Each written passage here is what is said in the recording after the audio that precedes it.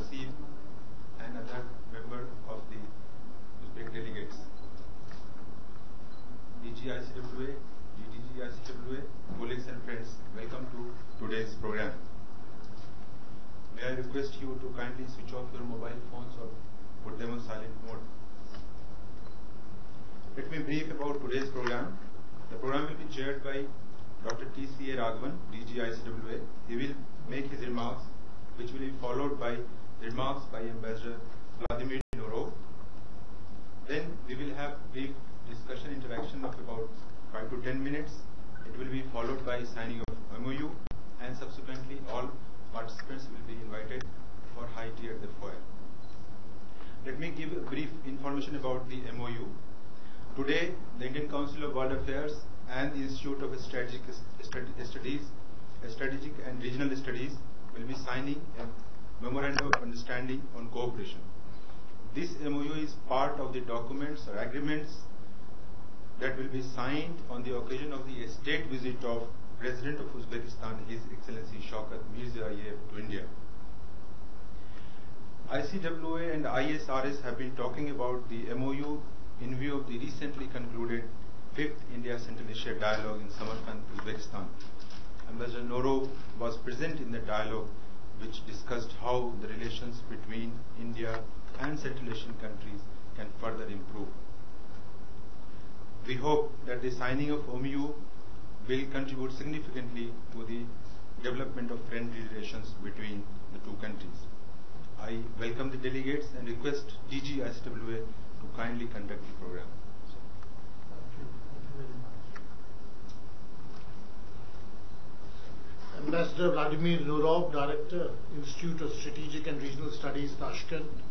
Mr. Akmal Burkhanov, Member of Parliament and Director, Development Strategy Center, Tashkent, and other members of the Uzbek delegation. Let me warmly welcome you to the Indian Council of World Affairs and also say how very happy we are that you are here with us today on the eve of a very important occasion, which is the state visit of the President of Uzbekistan to India. How important that occasion is, I don't need to emphasize to this audience, but I would like to say that we have just had a very fruitful edition of the India-Central Asia Dialogue, which was held in Samarkand on the 13th and 14th of this month, where the Indian delegation was led by our Minister of State, Mr. M.J. Akbar. And our stay in Samarkand provided us with a wonderful opportunity to discuss our bilateral relations as also the regional and international situation. Ambassador Norov, we were delighted then to hear. Some of us knew earlier. I came to know then that you were going to shortly be the Secretary General of the SCO, which is again a very important post. And I'm sure your being in that organization will add tremendously to the SCO itself, but also to the regional and international situation as a whole. We discussed in Samarkand the vast potential in the economic, political and cultural fields there is for India-Uzbek cooperation. Our two countries have been strategic partners since 2011. Our Prime Minister had visited all the 5 countries of Central Asia in July 2015, and in recent years there have been a number of very significant developments, such as India joining the International Transport and Transit Corridor, of which Uzbekistan is a very important member, or the Ashgabat Arrangement or Ashgabat Agreement. Our Prime Minister and your President have already met twice during SCO summits in Astana and Qingdao in 2017 and 18. And our interests, and this is the most important point, converge on many important issues of peace and stability in our neighborhood, especially with regard to the situation in Afghanistan. So I'm sure that our interactions now and in the future will lead to more joint projects for our mutual development. We admire greatly the initiatives which your government has taken in the recent past with regard to Central Asian neighbors and also others. And in that context, we are of course very, very positive and optimistic about the initiatives which will be taken during the visit of His Excellency the President to India. So may I once again thank you for your presence here today, and also say that we look forward to the implementation of this MoU as we discussed in Samarkand, not just on an annual basis, but to have more intersessional meetings, and also look at bilateral, trilateral and multilateral cooperation.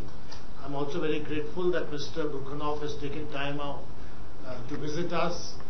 The Indian Council of World Affairs is the oldest think tank of India. It's an institution of national importance, as was declared by our Parliament, and I'm sure we will have very fruitful discussions and have a forward-looking agenda for future cooperation.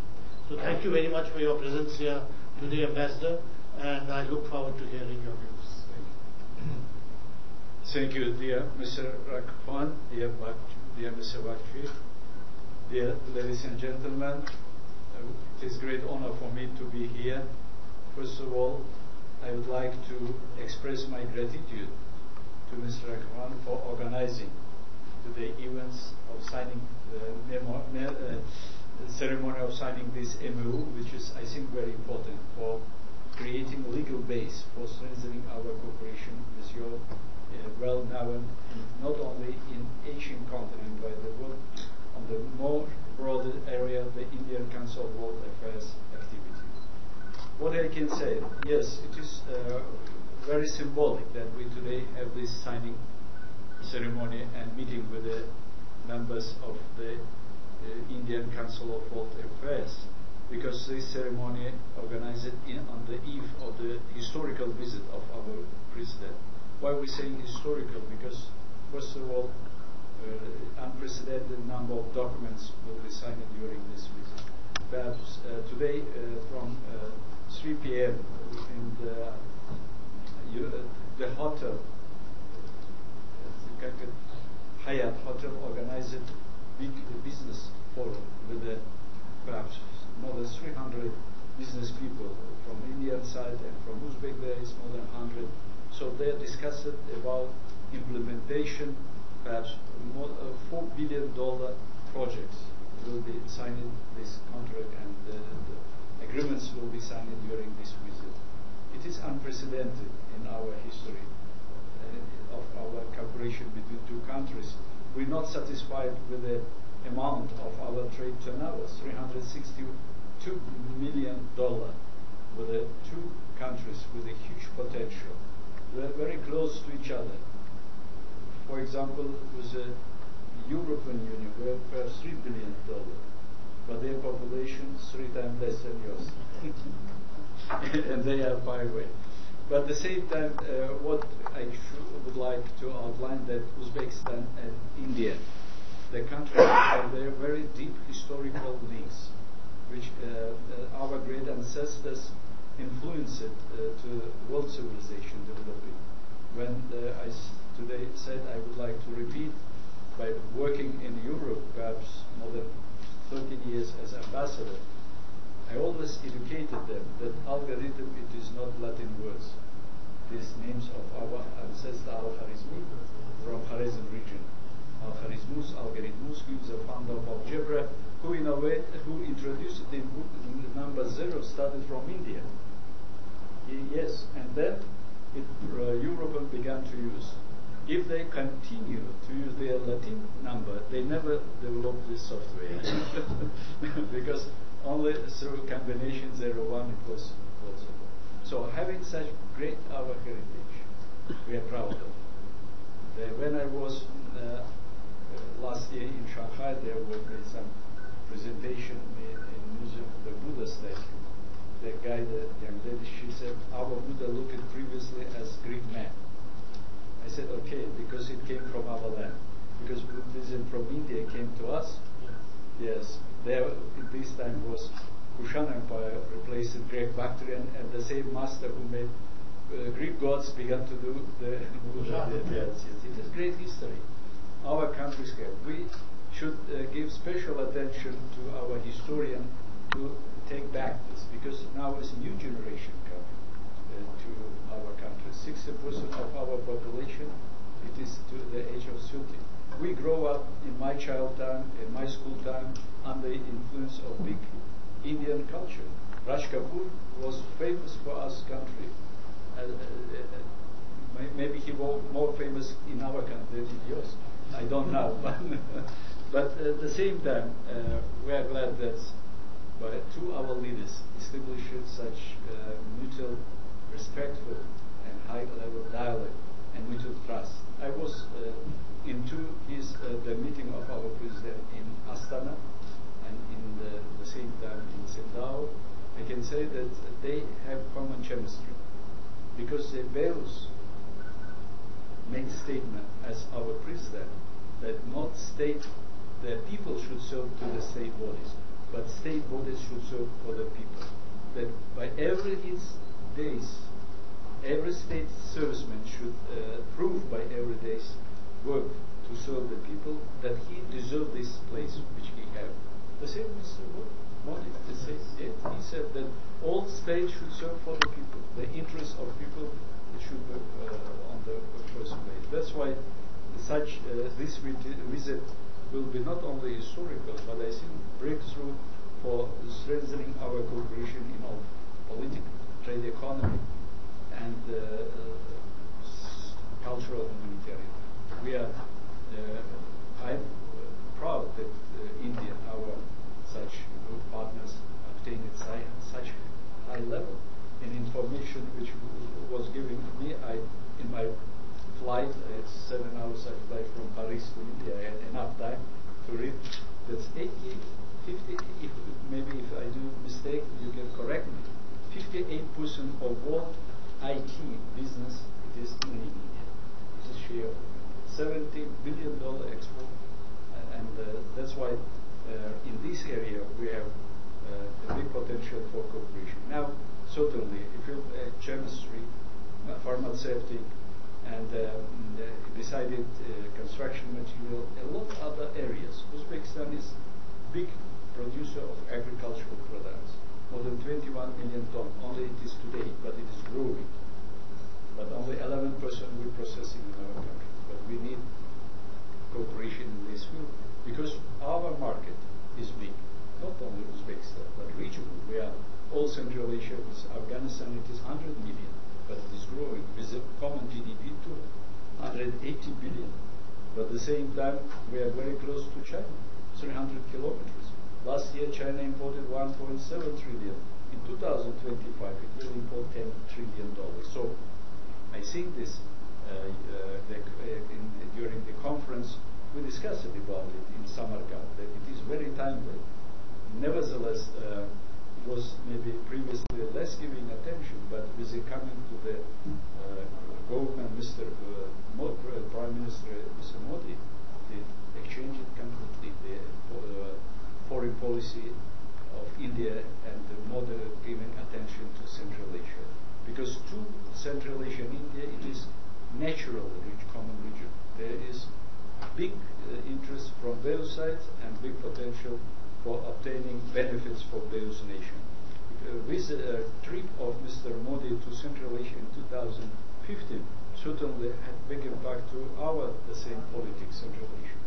But if in this time, maybe Mr. Modi was not yet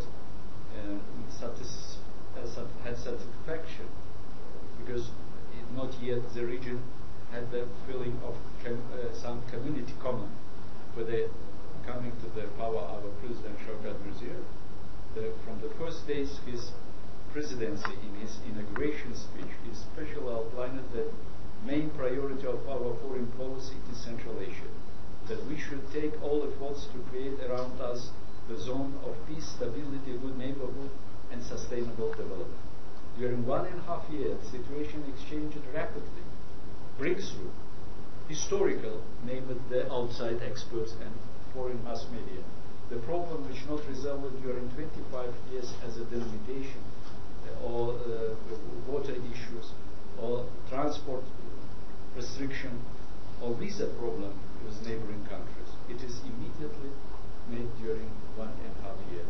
Our president had a meeting during 1 year 70 times with the neighboring countries, visited some countries 3 times during unprecedented in history of our countries. And he proposed to establish some consultative meeting of Central Asian leaders. First time in history, in the last decades, in Astana on 15 March, our leaders at the meeting were discussing the old issues, which should be resolved by our common efforts. At the same time, we will first, in 29-30 October this year, the first forum of Central Asian think tanks institution. We had not contact with our neighboring partners. Today it is coming to this reality today. That's why if we're looking to this area, when you see we are now more focused on economic cooperation and integration economic. We are now begun industrial cooperation with our neighboring countries, organizing joint venture in Kazakhstan, Tajikistan, Kyrgyzstan. The same our neighbors doing these jobs. So Central Asia became attractive for foreign investors because it is big market. You can do, but location of our country in the heart of Central Asia, having common border with all Central Asian countries in Afghanistan, will give to Indian business people good opportunity to have access to all, because we have the good transport infrastructure. Security, stability, number one. And Uzbekistan during 27 of independence by its policy, balanced, open, and not interfering to internal affairs of others. So allowed to keep in region peace and stability, because we are heart of this region. We faced a lot of challenges and threats. Because first it was civil war in Tajikistan, which could transform it to us, or ethnic clashes. It was the same time in neighboring countries, the same time terrorist act in 1999, when 1,000 our young men was involved in this activity by some extremistic organization. That's why we take from first years of our independence serious step to reduce. And what is important that Uzbekistan and India providing in their region very peaceful policy, directed for mainly all efforts for stability and security. That's why we have common interests, and Uzbekistan share the same approach and view about many important regional and international issues. That's why I think this memorandum, which we will sign today, will create the ground for rising activity between our two institutes, through our activity to rise the cooperation between our countries. I think we should keep in the radar. You, Uzbekistan, we, India. What is their potential? Where is our companies or our administration not yet active? Where we should give the impetus by our common research, by our common publication, and organizing such kind of round table in India and Uzbekistan, by widening the number, not only by only experts. I see this so very professional expert here, but at the same time inviting from business circles. And yes, we should be promoted. We should, yes, because business people, they're thinking about their risk, because they're spending not money of state or United Nations, they're spending their money. Yes, that's why they are calculating political risk, economic risk, and everything. That's why cooperation between India and Uzbekistan after this visit, I think, will have a great future, and to our organization can contribute. Thank you very much for attention. Thank you.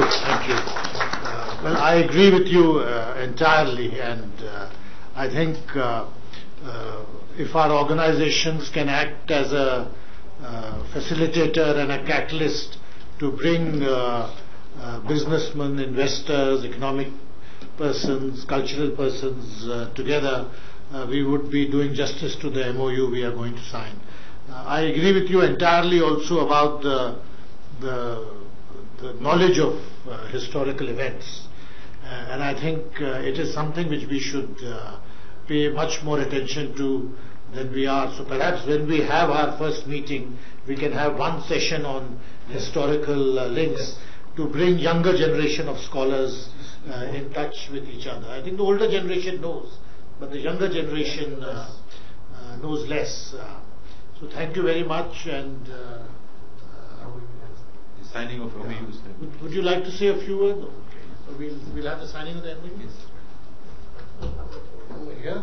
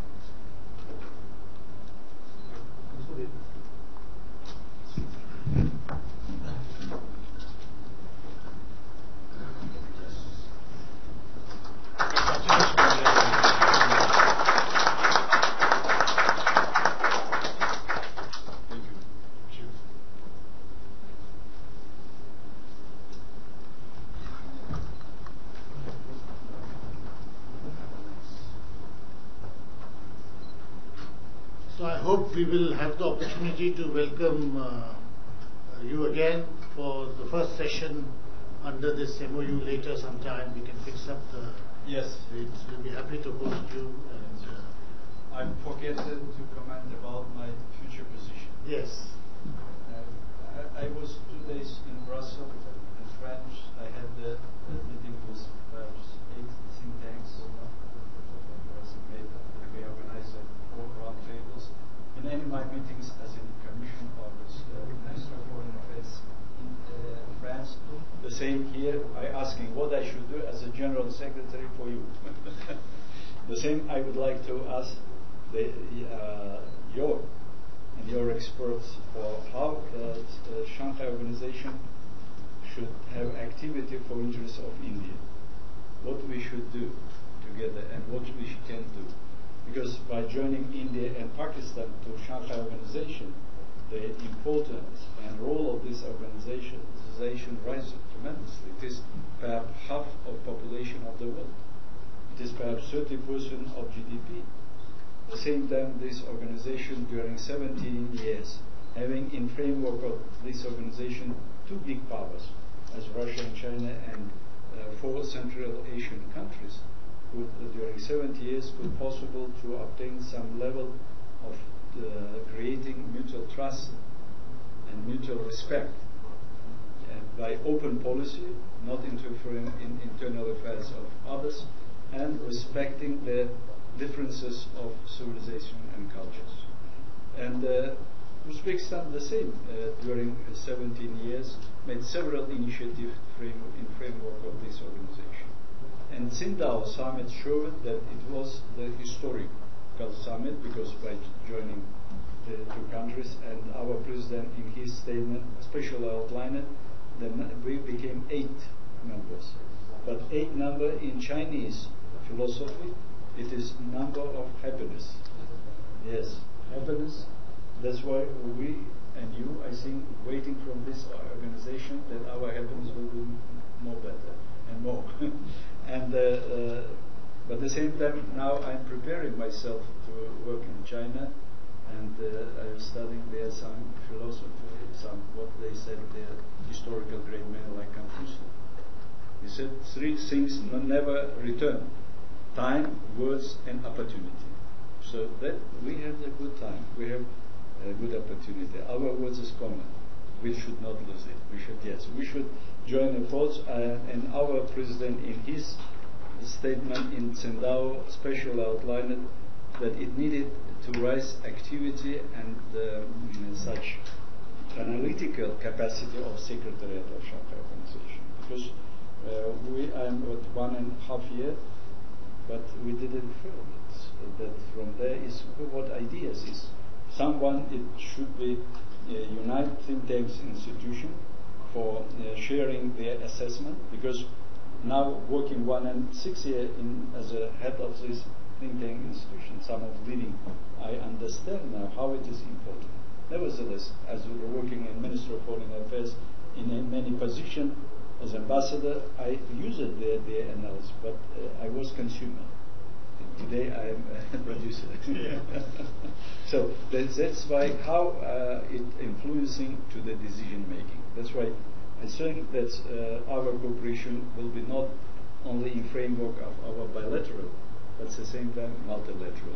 I will be glad to see you in Beijing and your staff, and I think we will work together with all partners, Shanghai Organization, to make its organization beneficial for all. In the Tsingtao summit, Nursultan Nazarbayev said, okay, we should have some mega project.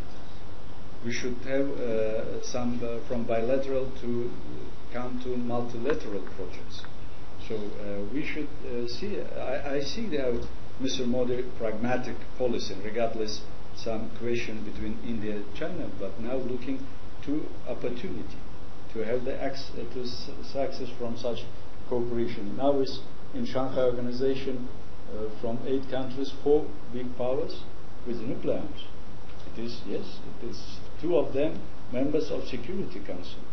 That's why this, and now this gives some impetus, I think, to European Union, to as Mrs. Mogherini last week, as the High Commissioner for Foreign Politics and Security of European Union, she outlined in her statement new European Asian connectivity strategy. They outlined the European Asian connectivity strategy. Now they would like to be more, as I said, more than half of their imported is from Asia. It is reality that smoothly but clear the world economic development is moving from west to the east, with the growing Chinese, Indians. Today India overriding China economic by growth, but besides it is our countries in Central Asia, but there is Japan's Korea, and what is going on Korean Peninsula, certainly it will give some impetus to, I hope. But Vietnam is other, Indonesia is big areas. That's why Shanghai Organization widening by joining India and Pakistan will make it more attractive for outside countries and regional organization. I think that we should work about how we can benefit from European strategy, new strategy, connectivity strategy, and how it should be adjusted to connectivity to Central Asia, Indian policy connectivity to Central Asia. That's why maybe we can do some common research and some publication about it. We should give to our business community some indication where they should join efforts. Where? Because now, fourth technical revolution. India made success, China doing success, we in our way. But Europe have some success. We can join efforts to make. As today, we in our round table there was maybe optical fiber line is not good. It is more should be used as satellite. But India is one of the good in this way. We can cooperate in this way. So in many areas where we should should join our efforts. This is my comments.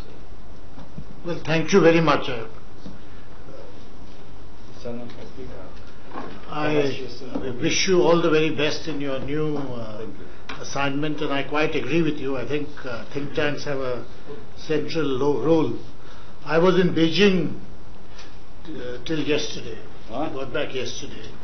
And frankly, it is astonishing how much they invest in think tanks, what they call think tanks with Chinese characteristics. Yeah.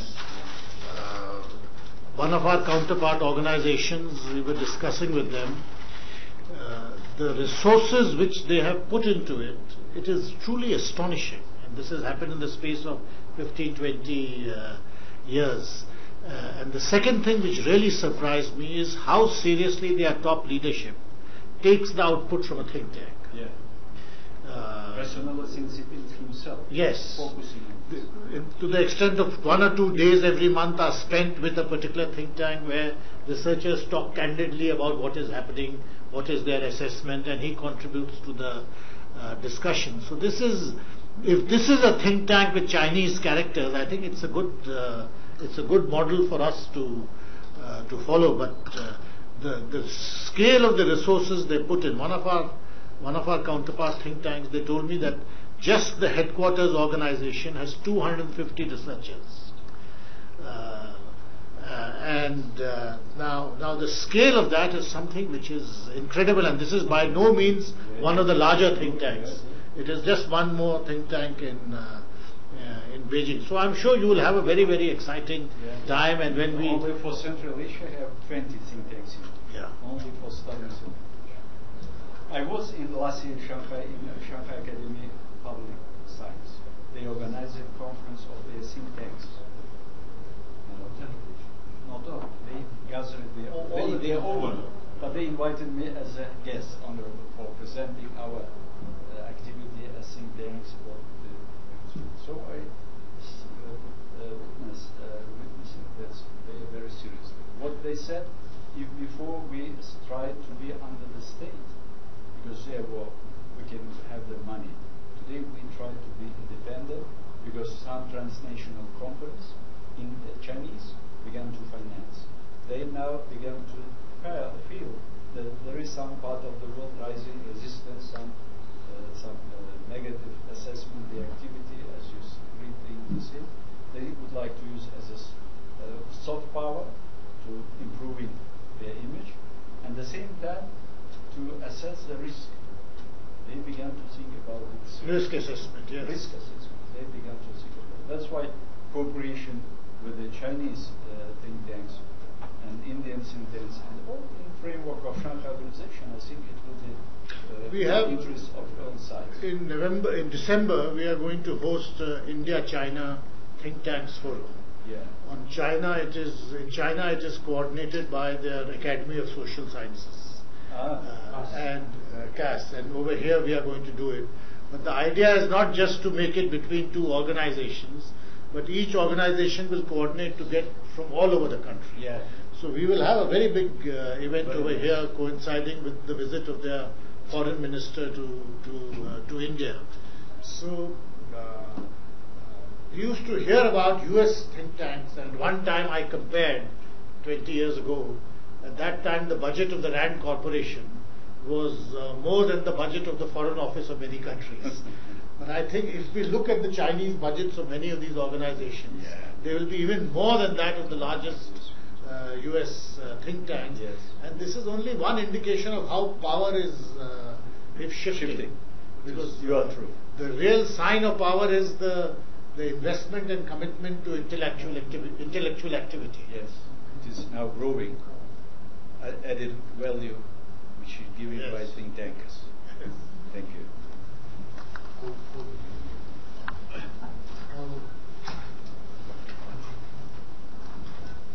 Small memento to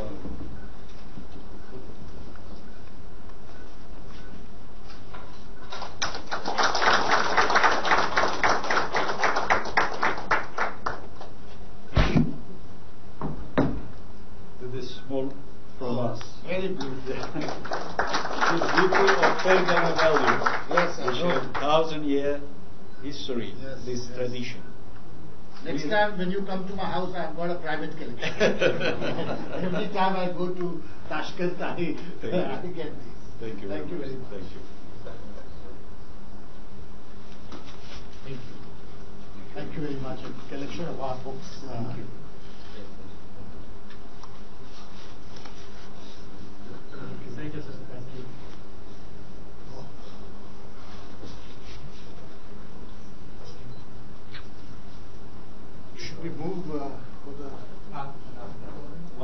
One more, please.